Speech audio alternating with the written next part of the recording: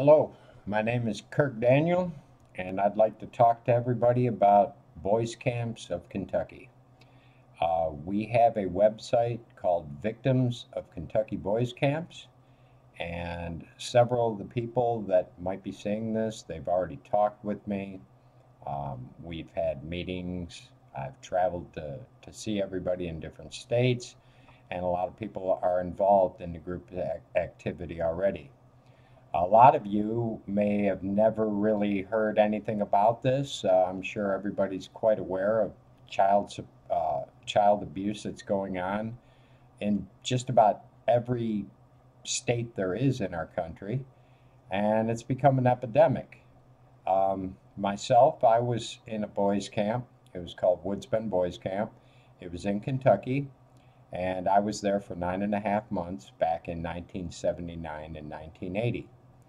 And during my time there, it was a rough deal. And there was a lot of illegal things taking place, a lot of things hidden. Still to this day, people are going through a lot of problems. The kids are being abused, they're being tortured.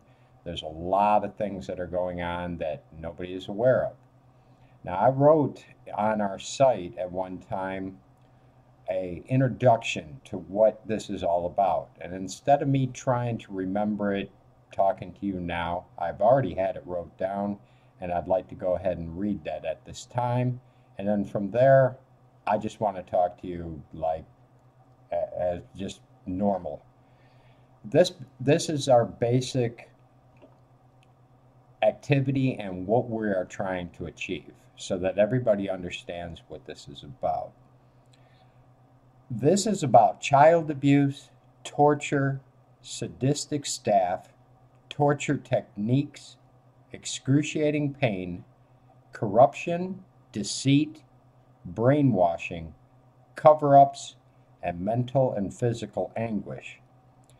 And it's about the ruined lives of many young teens that got abused rather than helped by sadistic adults that could have helped but would rather and enjoyed torturing young people because they could and they liked their job.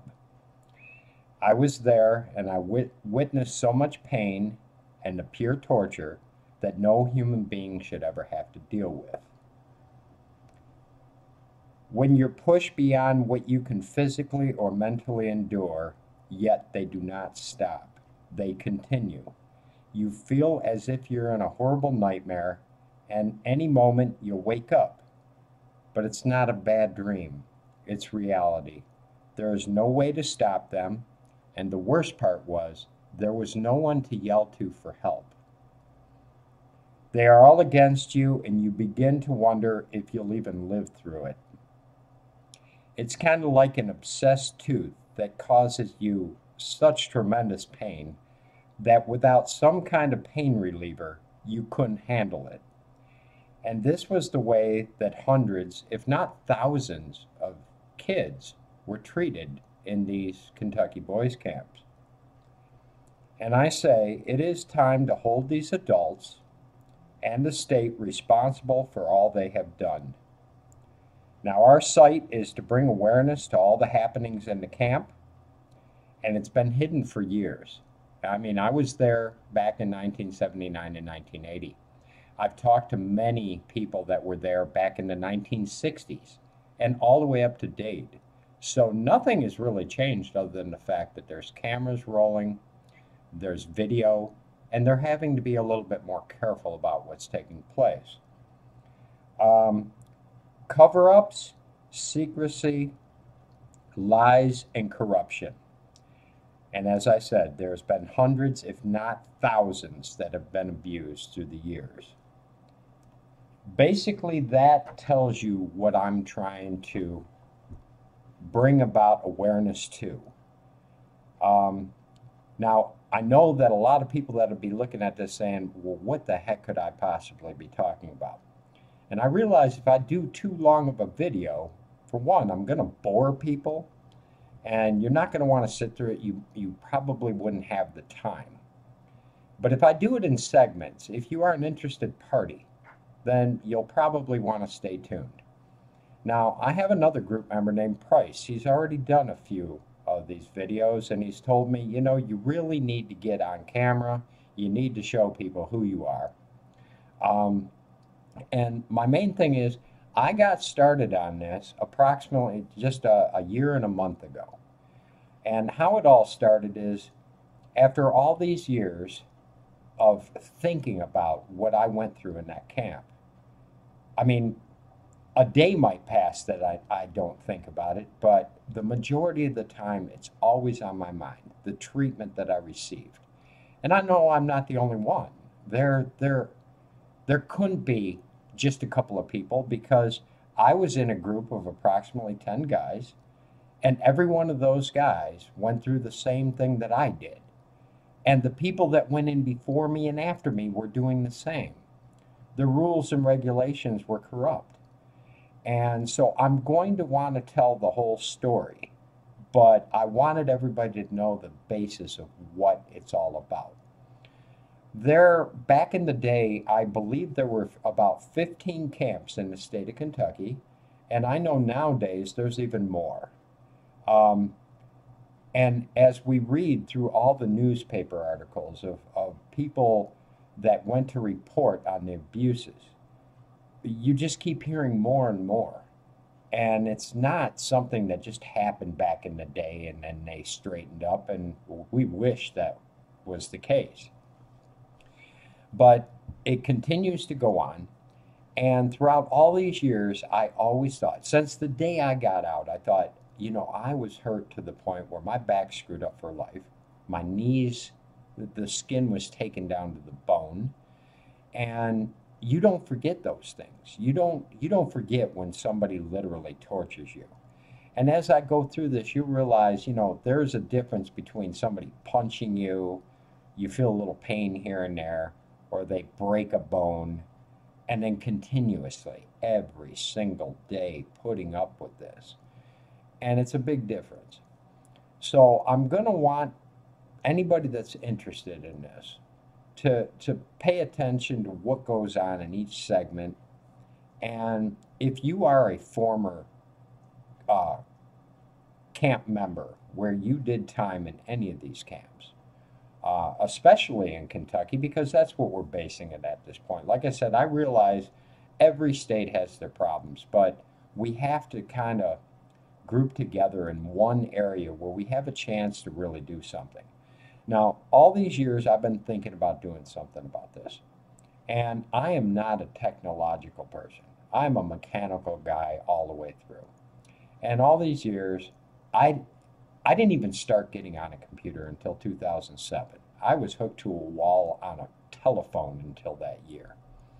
And it was only through a friend that helped me get on a computer and told me, don't worry about what you hit, anything you can do, I can fix it. And I started navigating a little bit, and still to this day, I'm not a computer style person.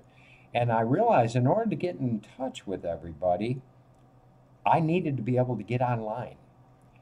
So last October, my wife and I went down to Kentucky, and we went back into that camp that I was at back in 1979 and 80. And it was my first time back, and it was so much emotion knowing that I was going back to the place that I considered my personal hell. But yet I was drawn to it. I wanted to see what happened to the place after all these years. And luckily for me, I have a lot of pictures from the past when I was there. And while we were there last October, we took a lot of new pictures to show of all the changes that took place. And when I finally get into other segments, I'm going to be sharing pictures and showing you different things of what took place, all the torture techniques, the way that they used us for forced slave labor. The fact that none of these men have ever actually been caught up in it that caused all this abuse. They're still walking around free men today. So after I went through that camp, I didn't even get back home before I started trying to look for a way that I could start getting in touch with former group members. And the one thing that I do have going for me that it seems like so many that I've talked to out of the camps now don't have going for them is my memory of what took place. I not only remember what took place, but I remember everything. I remember every group member's name that I did time with. I remember all the staff members' names. And that's something that out of all the other group members I've talked to in the last year, they remember a few names here and there. And I understand it's something that a lot of people want to put behind them, or they have to, as everybody says, put it to the back of your mind. Me, I've never been able to do that. And I've wanted to get some kind of justice since I walked out of the place. And because there was no way for interaction, getting a hold of other people before the internet came about, I was really held back. And of course, life holds you back. You have to go on, you have to get a job and go about normal life and activities. And let's face it, a job takes up a lot of your time. Family takes up a lot of your time. But I always wanted to get some justice for this. Well, now I've got some time to do it. And after going back to that camp and seeing it again, I relived the same hell I went through. And I would like to share this all with anybody that cares to see this. Because I've talked to so many, and they all say, yes, we've been wronged. But very few people really want to take the initiative to do anything about getting justice. You know, we can all sit there and go back and forth and say, oh, this was a horrible thing. Yes, it was. But if we don't stand up and do something about it, well, then they win because they got it off. These men that I'm talking about, the staff members that hurt me, I know where they're at. I've already checked into it. I know that other than a couple of the men, they're all alive. They're all well. And most of them are retired. Some of them are still in the justice system. But most of them are retired, and they're sitting back in their probably paid for homes. They got a little bank account going. And as far as they're concerned, they beat the system. You got to look at it like this. They went to work knowing they were going to work with children. Most of these men that worked in these camps, they didn't even have proper credentials to do this job. They didn't have degrees in child psychology. They could have been a guy that was a plumber, a construction worker, worked on a farm, anything. Not to say any of those jobs are bad. They're all necessary in today, and they can even make good money. But the point is, if you're going to do a job, you should somehow know your field. I've been a mechanic all my life. I had to be certified to be a mechanic so that other people knew that if I was going to work on your car, I'm just not some guy down the road that shade tree mechanic, as they call it. Well, if you're working with somebody as important as children, and your job is to transform their lives from something that they may have done wrong into something positive and give them a future, it seems to me that they should be qualified for that position.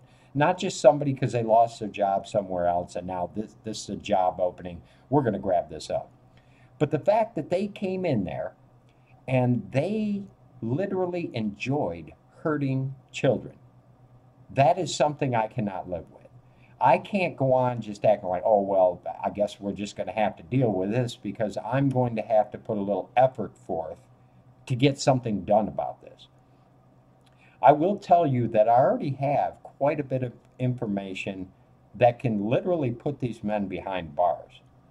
But there is strength in numbers. That's something that the camp system made sure that we weren't allowed to be friends or anything because, well, as long as they had us all under their control, we could not start a mutiny. Very smart move. But to go through all that time and get tortured like we did and then walk away and let them go ahead, have those jobs, hurt us daily, enjoy it, go home, get paid for it, and have done it for years. And they're looking back and they got it off. We were sent to those camps for doing something wrong. Myself, I stole a car. I deserve to be punished for that. Nobody should go steal anybody's stuff and just go, oh, well, just let them go. No, I deserve to pay for that. but I did not deserve to be tortured for it. And that's what they did for 9.5 months. And it's beyond your recognition. And as I said, throughout the next few weeks, I will be doing video after video, and I will address a certain area so that everybody gets a complete and total picture of everything that went on. There's others that are already involved with me, and I appreciate all your efforts because they're bringing this story around and showing that I'm not the only guy sitting here feeling this way. We have others that are willing to fight. And if anything is worthy, as they say, nothing that is free is worthy of much. So if we really want to do something to get justice on this, then we need to do a little bit of work. And it's not free. And the next thing that's most important here is not only getting justice against the people that hurt us in the past, but I want to make it so that we force Kentucky's hand. I want them to have to. It will be a demand that they change the way that they do things. It will change policies, laws, so that none of today's kids or none of the future children will ever have to put up with what we did. And I've already read through many newspaper clippings. We have a subscription so that we can keep up with everything that's taken place from 1900 to present and all the abuses that have been noted. And with this in mind, everything you read about, no matter what laws they tried to reinstate or change certain things so that kids couldn't get hurt, they talked a good game, and none of it became reality. And the only way that we're going to make a change is we have to force this. People can yell and scream all they want, but until you bring them into a courtroom and make somebody pay, that is the only way we're going to get real justice. And it's a very important mission. And I would hope that anybody that's interested in this, and especially if you've been in a camp situation where you feel like you're all alone and there's nobody else out there, nobody's talking about it, nobody's doing anything, let me tell you, that is changing. We are in a perfect position nowadays, and I call it the United States of the offended. And I call it that because it seems like within the last 2 to 3 years in particular, everybody seems to be offended by something.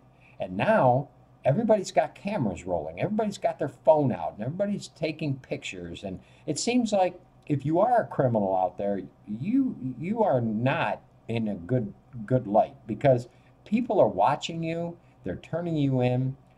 People are realizing they have more rights than they thought they had.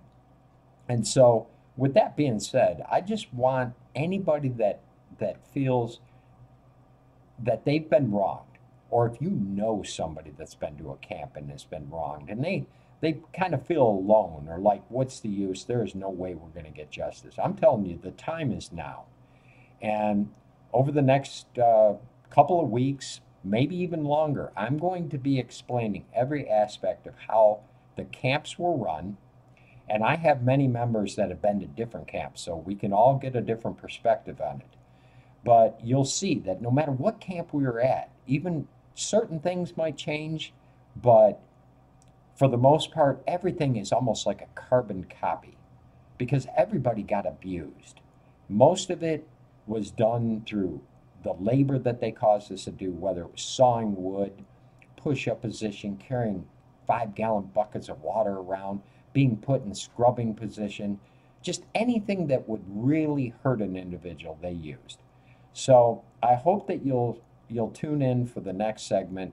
As I said, I don't want to carry this on too long. It is my first video, and I hope that the next one will go a little smoother and that I'll be able to give everybody a complete and total story of what I went through, what I know others have gone through, and I want to make every position we were put into very prominent so people understand what exactly took place. Because to hear it is one thing, to live it is totally different. But if it can be explained well enough, hopefully everybody will get a real understanding of what is taking place. So I hope you all tune in and take notice of what is going on. And I'm also hoping, for the most part, that anybody that has been questioning whether or not there is anything they can possibly do. Well, I'll tell you right now, there is. There is strength in numbers. We come together on this. We can take down some people, and we can change laws and make it a lot safer place. So y'all have a good night, and I'll be back to my next video either tomorrow or the following day. Thanks for watching.